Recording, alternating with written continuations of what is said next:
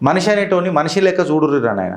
అంబేద్కర్ పేరు చెప్పుకొని అడ్డమైన రాజకీయాలు చేయకుండ్రి. మహనీయుడు అంబేద్కర్ గారు ఏం మాట్లాడిన మాటలో ఒకసారి చూడుండ్రి, తెలుసుకోండి. ఏదో నువ్వు అగ్రెసివ్ భీమ్ ఆర్మీ అని చెప్పుకుంటావేమో, బట్ నువ్వు ఫ్యాక్ట్స్ మాట్లాడితేనే నువ్వు అగ్రెసివ్ భీమ్ ఆర్మీ అని అంటారు. లేకపోతే అంబేద్కర్ పేరుని అవమానించినోడు అవుతావు. ఇలా ఆ మహనీయుడు కూడా ఏం మాట్లాడిండో ఒకసారి చూద్దాం మనం కూడా. షాకింగ్ స్టేట్మెంట్ అనమాట ఈ భీమ్ ఆర్మీ చీఫ్ చంద్రశేఖర్ ఆజాద్ నుంచి. సపరేట్ ఎలక్టోరేట్ ఫర్ దళిత్స్ అని చెప్పి మాట్లాడతాడు. 1949లా అంబేద్కర్ గారే దీన్ని పర్మనెంట్గా సపరేట్ ఎలక్టరాలేట్ని ఎలిమినేట్ చేసేసిండ్రు ఆ మహనీయుడు.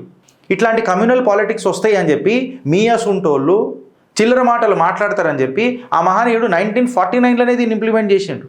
అంబేద్కర్ పేరు మీద నిజంగా చెప్తున్నారు కదా, ఇలా అరాచకాలు చేస్తున్నారు, ఆయనను అవమానిస్తున్నారు.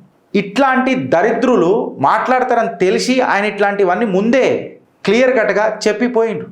ఇప్పుడు ఇది పార్టీషన్ వార్నింగ్ ఇస్తున్నాను, సపరేట్ ఎలక్ట్రల్ స్ట్రెంత్ అని చేసి ఐడెంటిటీ పాలిటిక్స్ తీసుకొని వచ్చి మళ్ళీ ఒకసారి దేశాన్ని విడగొట్టాలనే ప్రయత్నం చేస్తున్నావా? అంటే ముందు ఓట్లను డివైడ్ చేస్తారు ఫ్రెండ్స్ వీళ్ళు, ఆ తర్వాత దేశాన్ని డివైడ్ చేయడానికే చూస్తారు వీళ్ళు. యోగిసొంటి మాటలకు కాంగ్రెస్ కూడా సపోర్ట్ చేస్తుంది, ఆరు ప్రతిపక్షాలు కూడా సపోర్ట్ చేస్తాయి. లీగల్ రియాలిటీ ఏందేననేది ఇంపార్టెంట్ ఇవ్వాలి. నువ్వు సిస్టమ్ని ఫిక్స్ చేయి బ్రదర్, ఫ్రాక్చర్ ఎందుకు చేస్తున్నావు అన్నది ఇవాళ క్వశ్చన్. దీనికి పొలిటికల్ యాంగిల్ మళ్ళా